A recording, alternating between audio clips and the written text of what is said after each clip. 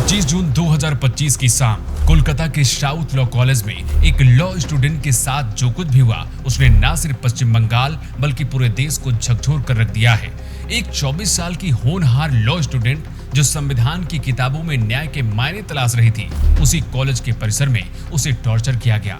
जहां उसे सबसे ज्यादा सुरक्षित महसूस होना चाहिए था, वही चारदीवारी उसके लिए यातना की काल कोठरी बन गई। ये सिर्फ एक घटना नहीं थी, ये उस भरोसे का कत्ल था जो हर माँ बाप अपने बच्चों को कॉलेज भेजते वक्त अपने दिल में बसाते हैं।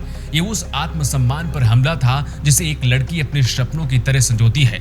इस अपराध में शामिल थे वही चेहरे जो कभी उसी कॉलेज में नेता कहे जाते थे, जो मंचों पर खड़े होकर छात्रों की आवाज बनने का दावा करते थे, लेकिन उस शाम उन्होंने अपनी ताकत का इस्तेमाल किसी आवाज को बुलंद करने के लिए नहीं, बल्कि एक लड़की की आत्मा को कुचलने के लिए किया। जिस संस्थान को भविष्य के वकीलों की पाठशाला माना जाता है, वहां 7 घंटे तक जो कुछ भी हुआ उसने इंसानियत को शर्मसार कर दिया। ये सिर्फ एक अपराध नहीं था, बल्कि एक गहरी चेतावनी थी जो ये दिखा रही थी कि कैसे सत्ता, सुरक्षा और नैतिकता की सीमाएं अब धुंधली पड़ चुकी हैं। उस दिन दोपहर के 12:05 हो रहे थे जब वो लॉ स्टूडेंट कॉलेज पहुंची थी, सिर्फ एग्जाम फॉर्म भरने के लिए।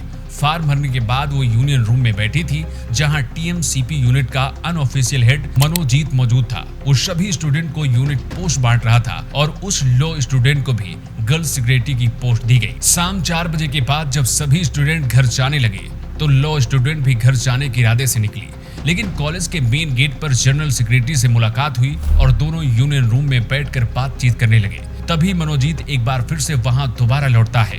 हाथ में बिस्किट का पैकेट था। उसने लॉ स्टूडेंट को यूनिट से जुड़ी बातों के लिए यूनियन रूम के अंदर बुलाया, जहां उसके 2 दोस्त प्रमित मुखर्जी और जैद पहले से मौजूद थे।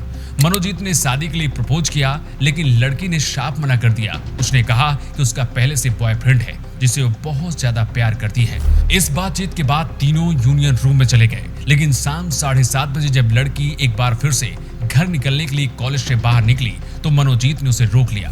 उसने प्रमित और जैद को बाहर भेजकर दरवाजा बंद करा दिया और इसके बाद उसे जबरन वॉशरूम के पास ले गया और वहीं पर उसने उस लॉ स्टूडेंट के साथ जबरदस्ती करने की कोशिश की। जब मनोजीत लड़की के साथ जबरदस्ती कर रहा था, उस समय लड़की को पैनिक अटैक आया। उसने इनहेलर मांगा तो जैद ने उसे ला कर दिया। कुछ देर बाद जब तबीयत थोड़ी सुधरी तो वो बाहर निकली, लेकिन देखा कि कॉलेज का मेन गेट बंद किया जा चुका है।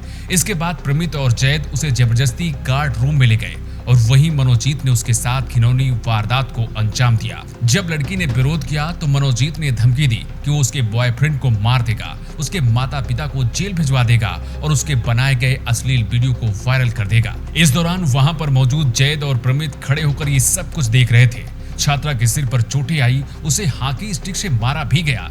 जब लॉ स्टूडेंट के सामने कोई रास्ता नहीं बचा तो उसने अपने आप को मरा हुआ दिखाया ताकि किसी तरह वो यहाँ से बाहर निकल सके। रात करीब 10:30 बजे जैसे तैसे लड़की बाहर निकली, यूनियन रूम में जाकर अपना फोन लिया और कॉलेज से निकलकर अपने पिता को कॉल किया। उसके दिल में डर था मनोजीत की पहुंच का, उसकी राजनीतिक ताकत का, लेकिन उसने ये भी ठान लिया कि वो इसके खिलाफ आवाज उठाएगी और इसे कोर्ट तक खींच कर ले जाएगी। लड़की की जो मेडिकल रिपोर्ट और फॉरेंसिक एविडेंस सामने आए हैं, उसमें गर्दन और छाती पर खरोच के निशान, जबरन पेनिट्रेशन की बात सामने आई है। ये सिर्फ फिजिकल ट्रामा नहीं था, ये एक गहरा साइकोलॉजिकल ब्रेकडाउन था जिससे कई घंटों तक एक लॉ स्टूडेंट लड़ती रही। पुलिस ने कॉलेज कैंपस के 25 जून के सीसीटीवी फुटेज की समीक्षा की है, जिसमें इस बात की पुष्टि हुई है कि आरोपी लड़कियों को जबरन गार्ड रूम की ओर खींच कर ले गए।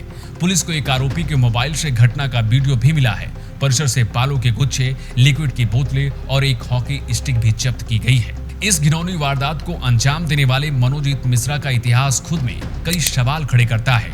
वो 2012 में कॉलेज यूनियन का महासचिव रह चुका है और छात्र राजनीति में उसका जबरदस्त दबदबा रहा है। उस पर पहले भी महिलाओं पर अभद्र टिप्पणी करने के आरोप लग चुके थे, लेकिन कोई कार्रवाई उस पर नहीं की गई। ये सोचने पर मजबूर करता है कि क्या उसे राजनीतिक संरक्षण प्राप्त था।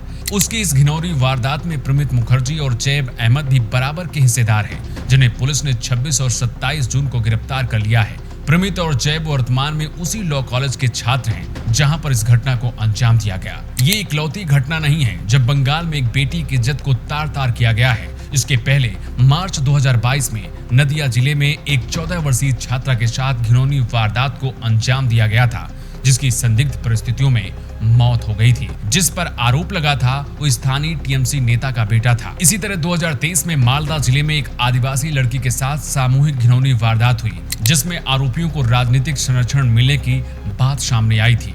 9 अगस्त 2024 में कोलकाता के ही आरजी कर मेडिकल कॉलेज की उस घटना को भला कौन भूल सकता है, जहां एक ट्रेनी डॉक्टर के यौन शोषण के बाद उसकी हत्या कर दी गई थी। इस घटना ने पूरे देश को हिलाकर रख दिया था। इस वारदात को अंजाम देने वाले का संबंध भी टीएमसी से सामने आया था, लेकिन ममता बनर्जी की सरकार ने इस पर कोई सख्त कदम नहीं उठाया। टीएमसी नेताओं की चुप्पी और प्रशासन की निष्क्रियता ने इस बात को साफ कर दिया कि पश्चिम बंगाल सत्ता संरक्षित अपराध का नया चेहरा बन चुका है। इन घटनाओं से ये साफ होता है कि महिला सुरक्षा पश्चिम बंगाल में गंभीर खतरे में है और इसे निपटना ममता सरकार के लिए मुश्किल हो रहा है। राष्ट्रीय अपराध रिकॉर्ड ब्यूरो एनसीआरबी की रिपोर्ट के अनुसार 2023 में पश्चिम बंगाल में 1690 से अधिक बलात्कार के मामले दर्ज किए गए थे। यह आंकड़ा एनसीआरबी की 2023 की रिपोर्ट में दर्ज है। महिला उत्पीड़न और घरेलू हिंसा के मामलों में भी बंगाल देश के टॉप 5 राज्यों में शामिल है। ये केवल आंकड़े नहीं है, ये हर उस महिला की चीख है जो समाज के शोर में दबा दी जाती है।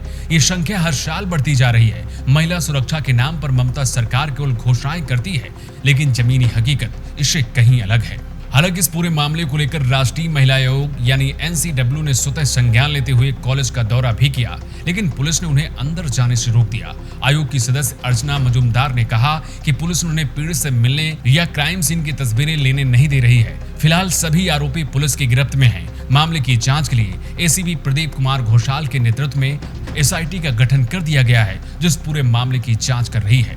इस केस की तुलना अगर हम पहले की घटनाओं से करें, जैसे Nirbhaya case 2012, Kathua case 2018, Hathras case 2020, तो हर बार हमने यही कहा अब और नहीं, लेकिन हर बार सिस्टम फेल हुआ और ऐसी घटनाएं सामने आई। क्या कोलकाता केस भी एक आंकड़ा बनकर रह जाएगा या असली बदलाव का मोड़ बनेगा? ये लड़ाई अब केवल कोर्ट रूम में नहीं लड़ी जा रही, ये हर गली, हर कॉलेज, हर संसद में गूंज रही है। अब हमें जवाब चाहिए, सत्ता से, सिस्टम से, समाज से भी, क्योंकि अगर अभी नहीं तो फिर कभी नहीं। न्याय उसके लिए जो आज बोल नहीं पा रही है और उन सब के लिए जो कल सुरक्षित रहना चाहती हैं।